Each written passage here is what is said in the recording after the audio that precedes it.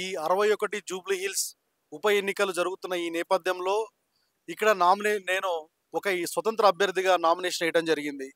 ఈ రాష్ట్రంలో బీసీలకి 42% రిజర్వేషన్లు స్థానిక సంస్థల్లో ఇవ్వాలనే ఉద్దేశంతోటి, ఆ రిజర్వేషన్లు సాధించాలనే లక్ష్యంతోటి నేను నామినేషన్ వేయడం జరిగింది. వేసిన తర్వాత ఇక్కడ ఆలోచిస్తే గత ప్రభుత్వాలు బీసీలకి చేసినటువంటి విషయాన్ని గమనిస్తే ప్రస్తుతం ఉన్నటువంటి కాంగ్రెస్ పార్టీ జనగణన చేసింది. దానితో పాటు కులగణన కూడా చేయడం జరిగింది. దాంతో పాటు యొక్క బీసీల యొక్క పర్సంటేజ్ కూడా ఈ రాష్ట్రంలో ఎంత ఉందని చెప్పి తీయడం జరిగింది. అదేవిధంగా శక్తి వంచన లేకుండా వాళ్ళు అసెంబ్లీలో కూడా బిల్లు పాస్ చేసి గవర్నర్ కూడా పంపడం జరిగింది. కాబట్టి వాళ్ళు ఆ బీసీలకి 42% స్థానిక సంస్థలు ఇచ్చే విషయంలో వాళ్ళు చిత్తశుద్ధితో పనిచేయడం జరిగింది.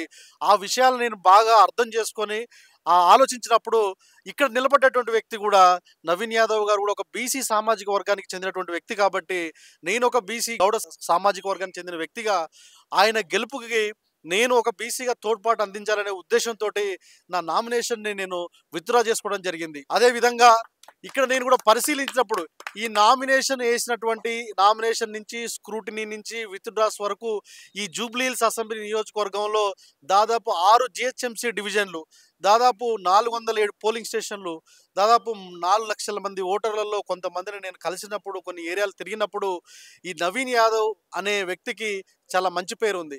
వారి కుటుంబానికి కూడా మంచి పేరు ఉంది. వారు శ్రీశైలం యాదవ్ గారి కుమారుడు. ఇక్కడ మంచి పేరు ఉంది. ఇతను ఒక బహుజన బిడ్డ.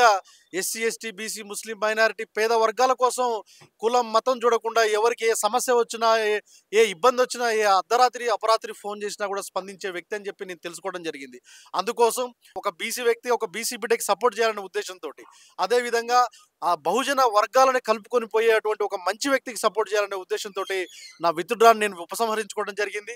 అదేవిధంగా గత పార్టీలను కానీ గత ప్రభుత్వాలను కానీ పరిశీలన చేసినప్పుడు ఈ రాష్ట్రంలో స్థానిక సంస్థల్లో బీసీలకి 34% రిజర్వేషన్ ఉన్నటువంటి పరిస్థితి నుంచి 23% తగ్గించినటువంటి పరిస్థితి గత బీఆర్ఎస్ ప్రభుత్వానికి, గత కేసీఆర్ది.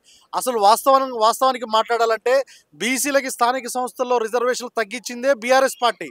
కేసీఆర్ బీసీల ద్రోహి. కేసీఆర్ బీసీల ద్రోహి పార్టీ బీఆర్ఎస్ పార్టీ.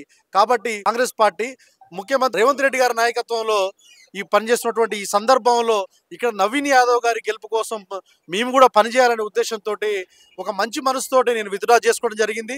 భవిష్యత్తులో కూడా ఈ ఎన్నికలు నవంబర్ 11వ తారీఖున ఓటింగ్ జరిగే పరిస్థితులలో మాకు శక్తి వంచన లేకుండా మాకు వీలైనంత వరకు మేము ఈ నియోజకవర్గంలో ఉన్నటువంటి డివిజన్లు కానీ, ఓటర్లను కానీ, పోలింగ్ స్టేషన్ల పరిధిలో ఉన్నటువంటి ప్రజలను కలిసి వారి మద్దతును నవీన్ యాదవ్ గారి కోసం కూడగట్టే కోసం మేము శక్తి వంచన లేకుండా పనిచేస్తామని, అదేవిధంగా ఈ రంగారెడ్డి జిల్లా, ఈ హైదరాబాద్ జిల్లాలో ప్రభుత్వంలో ఎటువంటి మంత్రివర్గంలో స్థానం లేదు కాబట్టి ఎప్పుడు కూడా ఒక సాంప్రదాయంగా ఆనవాయితీగా హైదరాబాద్ జిల్లా నుంచి కానీ, రంగారెడ్డి జిల్లా నుంచి కానీ ఒక ఎమ్మెల్యే క్యాండిడేట్ మంత్రిగా ఉండే సందర్భాలు ఉన్నాయి. కాబట్టి ఈ సందర్భంలో లేదు కాబట్టి నవీన్ యాదవ్ గారిని అత్యంత మెజారిటీతో గెలిపించి వారిని అతి చిన్న వయసులో ఈ రాష్ట్ర మంత్రివర్గంలో ఒక మంత్రిగా చూడాలనే ఉద్దేశంతో మేము విత్డ్రా చేయడం జరిగింది.